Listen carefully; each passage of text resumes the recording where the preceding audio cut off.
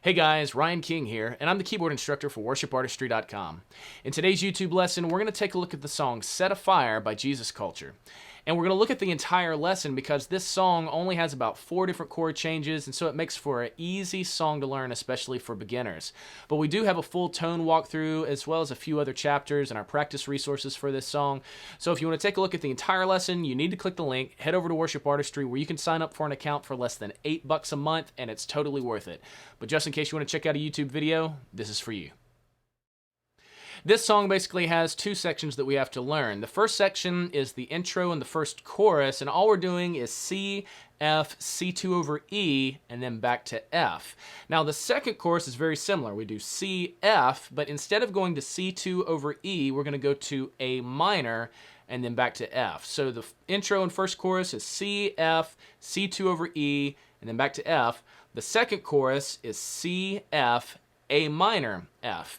Now, the intro is the only thing that's going to be a little bit different from that first chorus, in that we're going to add in just a slight little rhythm in our right hand, and the intro and the first chorus look like this. 2, 3, 4. 1, 2, 3, 4. 1, 2, 3, 4. 1, 2, 3, 4. 1, 2, 3, repeat. 1, 2, 3, 4. 1, 2, 3, 4. 1, 2, 3, 4. 1, 2, 3, 4, and off. And that's the intro. Now, all you're using is your epically rich, sublime, spacious pad, and the cavernous upright. You're not going to worry about that ARP 2600 just yet. And so to start off with, you're going to have your filter opened up on both your sublime pad, epically rich. You're going to add in the harmonics above. And in our left hand, we're just doing C, F, E, F. In our right hand, we're going to add in 2 notes that we don't normally add in for the chorus. And so we'll have our C, and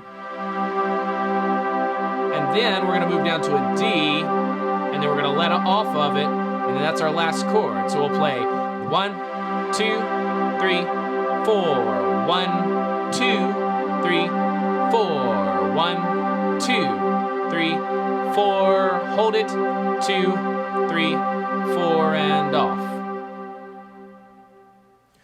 So the change that we're making there is actually on beat 2 instead of beat 1. So we start off playing that full C chord, and then the next bar on beat 2, we move down to the D, and then the next part, or the next measure, we let off of the D on beat 2, and then you hold that open C chord there in your right hand for 2 bars. Now, during this section, again, you've got epically rich, sublime pad, spacious, and cavernous upright. When you repeat that intro, instead of restriking all the notes, especially in your right hand, all you have to restrike is the C and the E to get that piano to kind of sound out. You don't have to continue restriking the other notes that you're already holding. That's the one thing that I find with many keyboard players is that when they're playing pads, they tend to restrike the notes of the chords every single chord change, and you don't have to do that, especially if those notes that you're already playing are in the next chord. You don't have to feel like you have to strike every single one. Just restrike the ones that matter, or restrike the new notes and continue to hold the other ones, and that'll give a nice kind of fluid and smooth transition.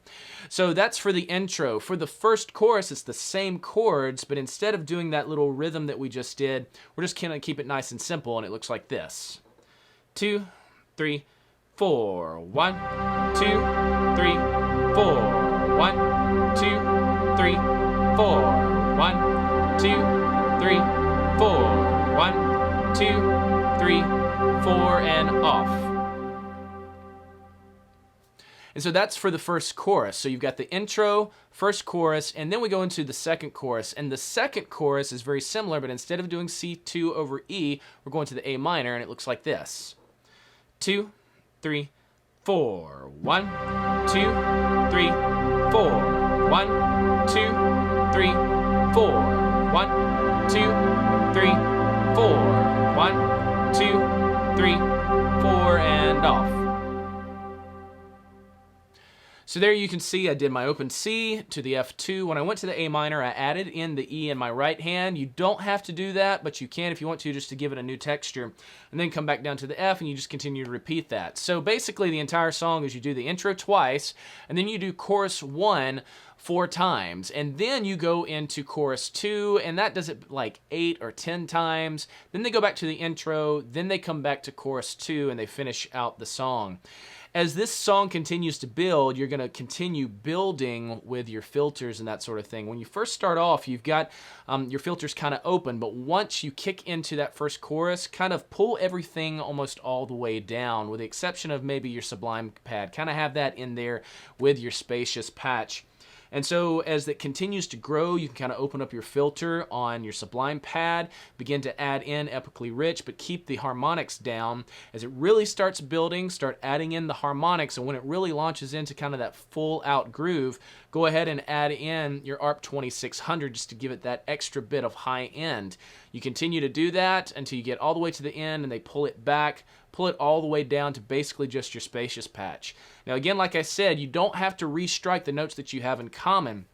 In our right hand, we're holding these octave Gs the whole time. So pretty much you hit those Gs and you continue to hold them. The only notes that you have to restrike as you go through the chorus is that C in order to have the cavernous upright to kind of sound out. But other than that, it's really easy. Now, as far as a solo walkthrough is concerned, what I would do is just pull up a good acoustic piano, maybe have Spacious or Sublime pad, whatever you want in there, just kind of help glue things together. Since this song is so slow, you can kind of arpeggiate your chords with the top down to the bottom. Same voicings, same exact voicings. Just arpeggiate your chords, kind of pulse on the downbeats, pulse on the 2 and the 4 if you want to kind of help drive it forward. But other than that, if you can do that, you can definitely play it by yourself. Now be sure to take a look at all of your sheet music down below, work through the loop videos several times, and then start over and work through the music video several times just to make sure you've got it up underneath your belt. And don't forget to have fun, and always bring your best.